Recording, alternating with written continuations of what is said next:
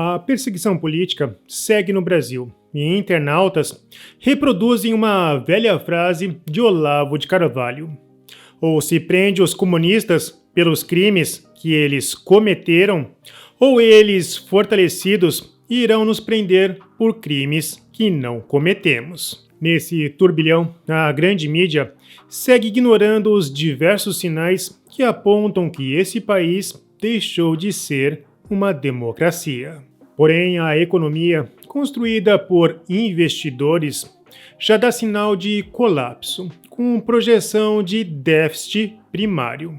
Eu sou Marcelo Pontes e este é o Verdade Política, um canal que busca revelar o filme preto e branco da nossa política.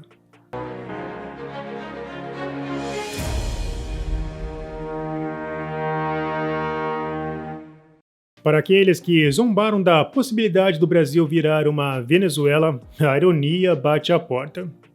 Agora temos combos de perseguição política em linha de montagem. O deputado federal Alexandre Ramagem foi alvo de uma operação da Polícia Federal por suposto monitoramento ilegal feito pela BIM durante o governo de Bolsonaro. Na verdade, a história começa no governo Michel Temer, que adquiriu uma ferramenta para a inteligência produzida pela empresa israelense Cognite. Se o governo Temer achou na época que a ferramenta era importante, então ele deveria responder às principais perguntas. Afinal, um inquérito deveria começar na sua fonte. O procedimento de investigação interna, confirmado pela própria ABIN, foi prorrogado 2 vezes e permanece sem conclusão. Lembrando que sua abertura ocorreu por provocação política 2 dias antes da saída de Alexandre Ramagem, que concorreu para deputado. Segundo a matéria do Correio Brasiliense, na semana passada, o Ministério afirmou em nota que a CEOP produz relatórios de inteligência para prevenir situações de risco para a segurança pública. Acrescentou que essa estrutura é mantida desde o governo Lula e que a pasta não atua para investigar, perseguir ou punir cidadãos, mas, segundo o comunicado, atua sempre dentro da mais estrita legalidade. Mesmo assim, o ministro André Mendonça abriu uma sindicância interna para apurar as denúncias envolvendo a CEOP. Como sempre, eu acompanhei o embate político na época. E até houve provocações antissemitas devido ao alinhamento de Bolsonaro com Israel, ignorando o fato de que o vice de Dilma, Michel Temer, é quem adquiriu o equipamento.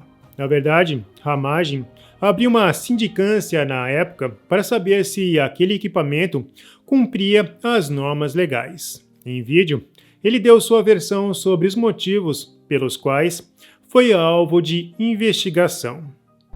E por que agora essa questão? Se a compra foi lá em 2018, a auditoria e a correção foram iniciadas em 2019, 2020. Eu digo por quê. Porque a ABIN parece ter cumprido seu papel ao avisar das ameaças para o dia 8 de janeiro. E desacreditá-la parece ser um bom plano. É conveniente. Por que ela atacar representante do governo Bolsonaro? Porque o delegado Ramagem agora está na Câmara, como deputado. Integrará comissões que fiscalizarão o desgoverno PT.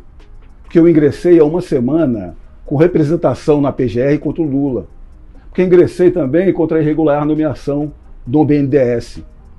Então, a forma enviesada da notícia da Globo é feita até o ponto onde lhes é conveniente, aos seus propósitos exclusivos de ajudar o PT.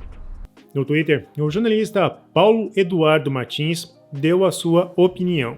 O Poder Legislativo não é mais poder. O Congresso Nacional foi reduzido a mero corredor de acesso ao orçamento da União e nada mais. O Brasil foi completamente avacalhado. E eu não tenho outra expressão para resumir o país. Para a diretoria da Polícia Federal, no Twitter, eu afirmei: ministro do STF não suspenderá a nomeação como fez com Ramagem ou haverá uma blindagem descarada? Estou sendo irônico. O Brasil já pulou a etapa da reformulação. Agora, não há lei nem vestígios de moralidade. Lewandowski, aquele que entregou as conversas adquiridas por um criminoso para outro criminoso na época, Lula, sentou-se com o ex-chefe de segurança para apoiá-lo na diretoria da Polícia Federal. Desculpe minha sinceridade na linguagem, mas o Brasil está muito cagado. Em muitos pontos, o deputado Ramagem está correto, considerando a tendência da mídia em desviar-se para assuntos com elementos de fofoca, enquanto questões graves estão ocorrendo sem cobertura. Então vamos parar de falar de fofocas PT solistas, acabei de inventar uma palavra, e vamos focar no que deveria ser publicado pelos grandes jornais. Lula está colecionando desastres diplomáticos. Foram várias posições desastrosas sobre a guerra Rússia e Ucrânia, Israel e Hamas.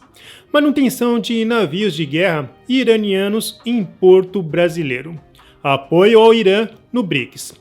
Alinhamentos comerciais suspeitos com a China. E a lista não termina. Na verdade, na contabilidade, temos um desastre diplomático a cada mês. O de janeiro deste ano é mais um recorde petista. Lula fechou um tratado com a Venezuela para adquirir energia intermitente com preço corrigido, mas no caso do Paraguai, não quer pagar as correções devidas. Com isso, aumentou a tensão entre Lula e Penha, após pressão paraguai por reajuste na tarifa de energia. Para forçar uma negociação mais favorável, o Paraguai bloqueou os fundos da hidrelétrica, utilizando restrições ao chamado procedimento provisório do sistema de pagamento, resultando em atraso nos pagamentos a funcionários terceirizados e fornecedores. Esse impasse não é apenas mais uma mera disputa política, mas a primeira desavença grave entre os países em 50 anos, quando foi estabelecido o acordo. Com a dívida paga, o Paraguai vai reivindicar o direito ao livre comércio, pelo qual poderia vender o excedente ao país que pagar o melhor preço. A negociação é por $20 o megawatts. E para você ficar revoltado, a negociação com a Venezuela é em torno de $180, ou seja, R$900.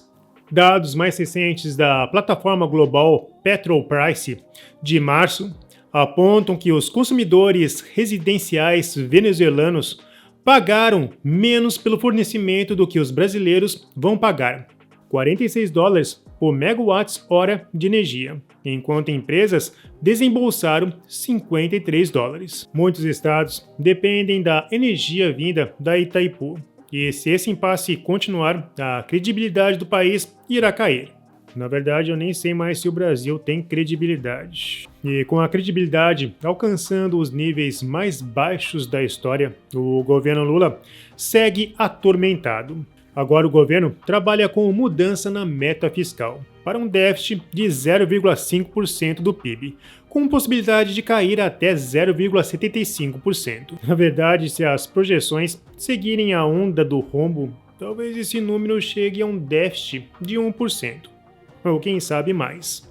Como havíamos previsto, o arcabouço fiscal foi um tiro no pé, pois a arrecadação almejada seguiu no sentido oposto. A esquerda passou anos afirmando que Bolsonaro era o pior diplomata que o Brasil teve. Entretanto, o ex-presidente conseguiu um alinhamento com os países democráticos, o que possibilitou abrir portas para entrar na OCDE. Já Lula segue na contramão deste entendimento, e o Brasil vai se alinhando a uma ideologia antidemocrática a cada movimento do consórcio PT-STF. Por isso, termino esse vídeo indicando uma excelente leitura publicada pelo jornalista Guzzo. Antes respeitada, Polícia Federal atua hoje como a KGB do regime Lula-STF-PT. Bom, se você gostou desse vídeo, não se esqueça. Se você comentar, compartilhar e curtir, essa informação chegará ao maior número de pessoas. Então, desce o dedo.